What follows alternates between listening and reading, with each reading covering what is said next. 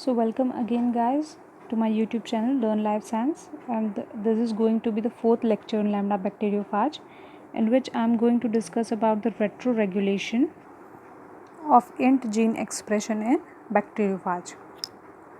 So I hope you remember the genomic map of bacteriophage that I have previously discussed in the last videos.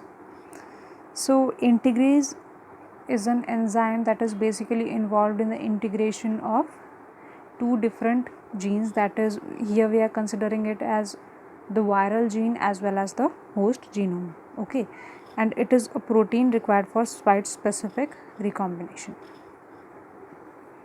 Now in the map you can see that the int gene is present right here, and the promoter for it is present differently, that is the pi promoter. Okay, so the int gene transcription is activated from pi promoter by C2. Okay, I have mentioned in the last lecture that C2 is acting as activator for integrase gene expression. Okay, so the question arises, why int gene is not expressed from PL promoter by N termination? Means what? I have told you that N is acting as an anti-terminator. It is going to transcribe other genes, that is crow genes and all. Then why it is not responsible for transcription of I gene? You can see here the PL promoters can also transcribe the int gene. So the reason is that even though the N anti-termination complex transcribes the int gene, it was demonstrated that SIB, okay, the SIB inhibits expression of int gene from PL but not from PI. Okay, SIB is another gene that is present in the map. SIB site is a cis acting retroregulator downstream of the int gene. Okay, when you will look out at the map, you will see the presence of SIB site at the downstream of int gene. Okay, it is acting as a cis form. Okay, it is a cis form.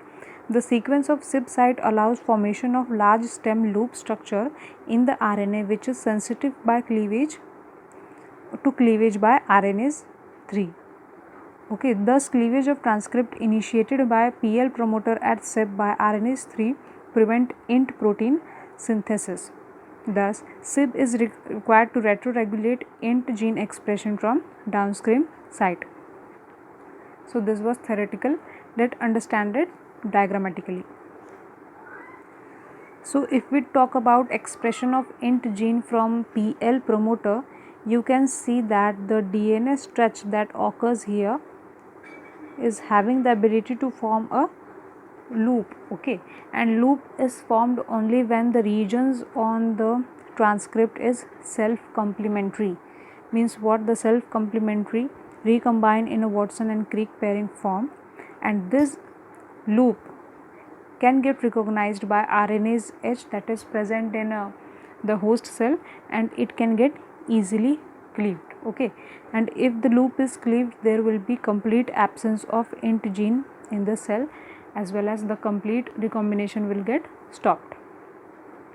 Therefore, the SIB is acting as a retroregulator. What it is doing here is it is inhibiting PL promoter to transcribe int gene. Means what? The PL promoter is going to transcribe only till N as well as the C3 genes.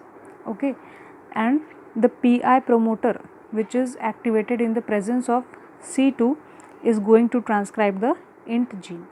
Here you can see the stretch is quite small and there is no complementary region that can develop into a loop structure. So this was about a general retroregulation that occurs for int gene expression.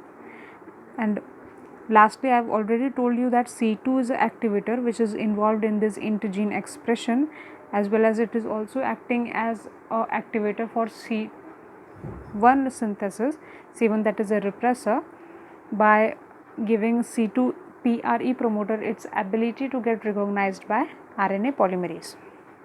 Okay, so the important thing you have to remember is that the expression of int gene do not start from PL promoter, but from pi promoter in the presence of C2 activator. I hope you understood it well.